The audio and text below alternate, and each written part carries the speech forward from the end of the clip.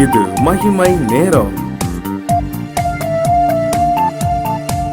கர்த்தரும் இரட்சகருமாய் இருக்கிற இயேசு கிறிஸ்துவின் ஈடு இணையற்ற இன்ப நாமத்தினாலே மகிமை டிவி நேயர்களை அன்புடன் வாழ்த்துகிறேன். மகிமை நேர நிகழ்ச்சிக்கு உங்களை அன்புடன் வரவேற்கிறேன்.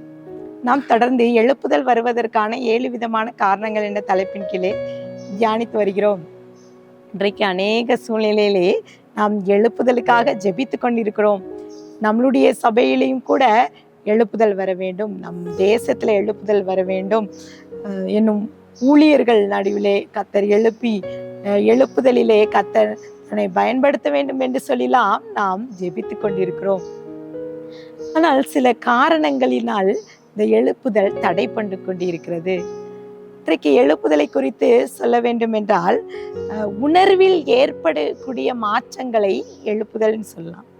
உணர்வு, நம்மளுடைய ஆவிக்குரிய சிந்தனை உலக பிரகாரமான சிந்தனை என்று சொல்லுவோம்.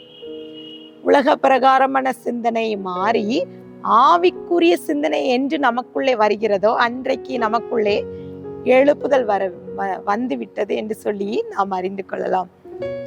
ஆதி அப்போஸ்தலர்ல திருச்சபையிலே அப்படித்தான் நடந்தது.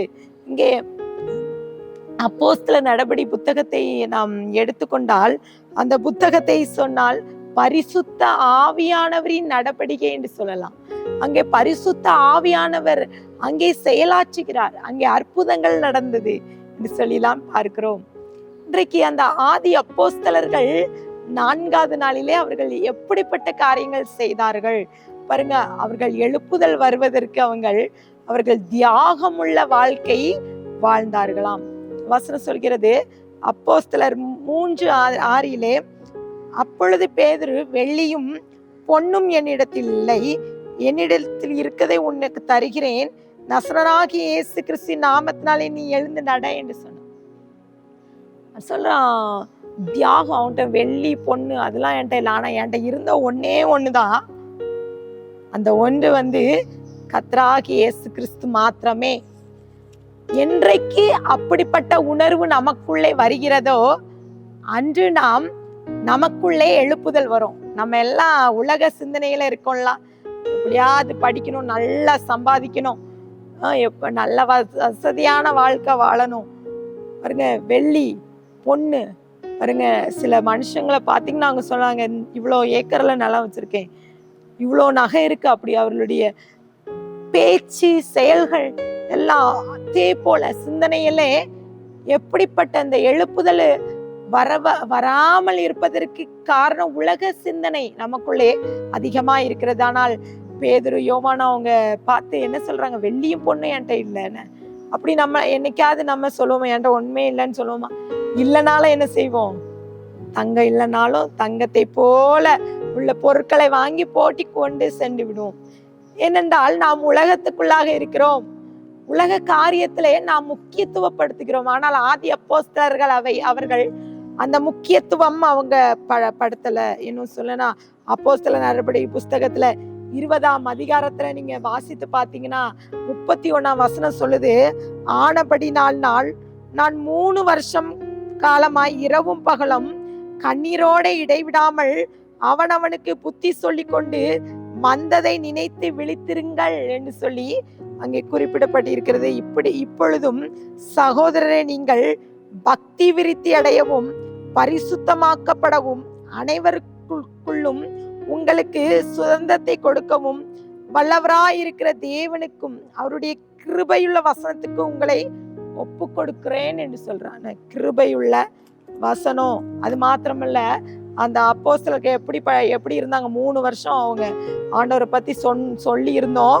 அவர்கள் அந்த 20ஆம் அதிகாரத்துல 33 பாருங்க, ஒருவனுடைய வெள்ளியையாகிலும் பொன்னையாகிலும் வஸ்திரத்தையாகிலும் நான் இச்சிக்கவில்லை என்று சொல்லி அங்கே அப்போஸ்தலர் சொல்றாங்க பாருங்க. இன்றைக்கு எழுப்புதல் வர வேண்டும், நமக்குள்ள வரனா உலக பிரகாரமான சிந்தனை நமக்கு இருக்கக்கூடாது. தியாகம் உள்ள வாழ்க்கைன்னு உன்னையே வெறுத்து விட்டா ஊழியம் செய்திடலாம், சுயத்தை சாகடித்தா.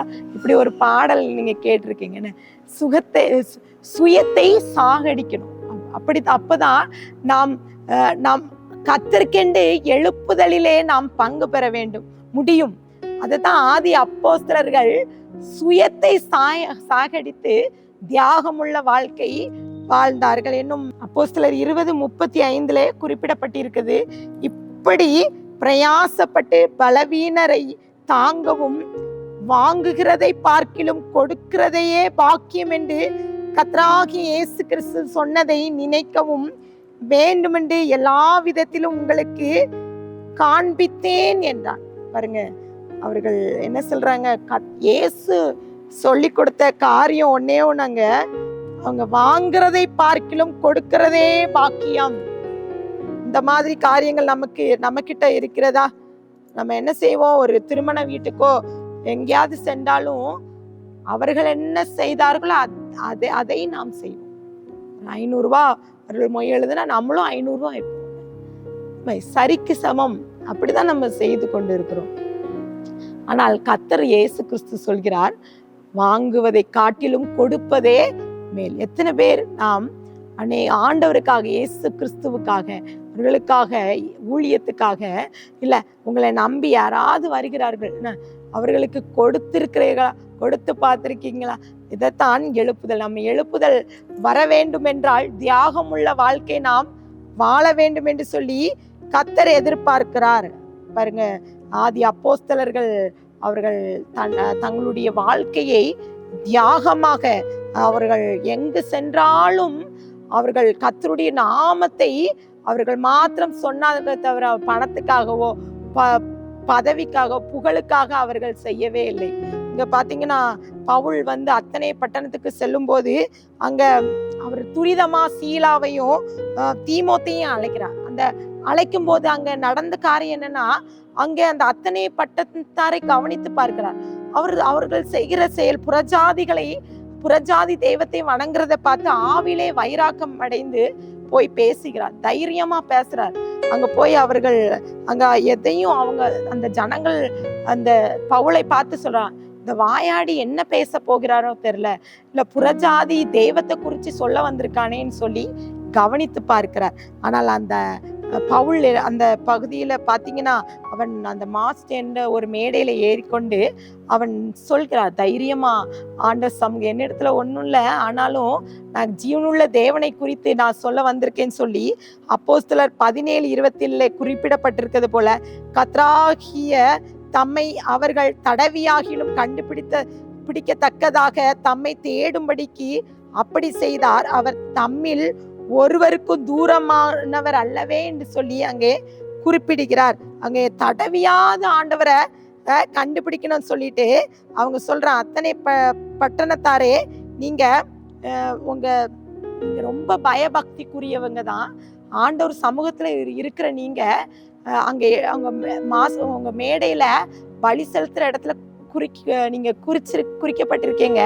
காணாத தேவனுக்கு பலி செலுத்துவேன்னு எழுதியிருக்கீங்களே, அந்த காணாத தேவன் யார் என்றால் இயேசு, அவர்தான் மெய்யான தேவன் என்பதை அவன் தைரியமாக அங்க பிரசங்கிக்கிறான். அவன் அங்கே அந்த அத்தனை பட்டணத்துல அவன் எதையும் எதிர்பார்க்கல.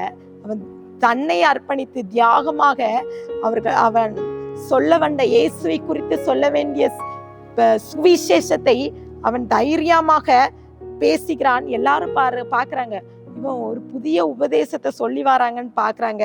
அநேக ஜனங்கள் அங்க அற்புதத்தை பெறுறாங்க. அநேக ஜனங்கள் விசுவாசித்தார்கள் என்று பார்க்கிறோம். பிரியமானவர்களே, இன்றைக்கு இந்த வார்த்தையை கேட்டுக்கொண்டிருக்கிற நமக்குள்ளாகவே நாம் எப்படி இருக்கிறோம்? நம்ம எந்த காரியத்துலனாலும் நாம் என்ன எதிர்பார்க்கிறோம்? நாம் தியாகமுள்ள வாழ்க்கை வாழ்கிறோமா? அப்போஸ்தலர்கள் இன்றைக்கு அவர்கள் தியாகமுள்ள வாழ்க்கை வாழ்ந்தார்கள். அதனால் அங்கே எழுப்புதல் வந்தது. இன்றைக்கு நம் தேசத்துல, நம் சபைகளுக்குள்ளே நாம் தியாகமுள்ள வாழ்க்கை வாழுவோம். கர்த்தர் இந்த வார்த்தையை ஆசீர்வதிப்பாராக. கண்களை மூடி ஜெபிப்போம். அன்பின் பிதாவே, ஸ்தோத்திரிக்கிறோம், எங்களோடு பேசியிருக்கீங்க. இன்றைக்கு சப்பா ஆதி அப்போஸ்தலர்கள் அவர்கள் அப்பா உம்முடைய வார்த்தையை சப்பா தியாகத்தோடு அவர்கள் பிரசங்கித்தார்கள். அப்பா பண நோக்கத்தோடு இல்லை, அப்பா பதவி நோக்கத்தோடு இல்லாம அவங்க உங்களையே முன்னிறுத்தி சப்பா அவர்கள் வெள்ளியும் பொண்ணும் எங்கிட்ட இல்லைன்னு சொல்லி அவர்கள் தைரியமாக தங்களுடைய உம்மை குறித்த ஒரு வைராக்கியத்தோடு ஏசப்பா தங்களை ஏசப்பா அர்ப்பணித்தவர்கள் இந்த ஆதி அப்போஸ்தலர் எழுப்புதலுக்கு தங்களை அர்ப்பணித்தது போல நாங்களும் எங்கள் ஆவி ஆத்ம சரீரத்தை உடைய பரத்தில் அர்ப்பணித்து ஜெபிக்கிறோம். எங்களை தாழ்த்திக்கிறோம், வெறுமையாக்கிறோம். மீப்பர் மூலம் கேட்கிற பிதாவே, ஆமீன்.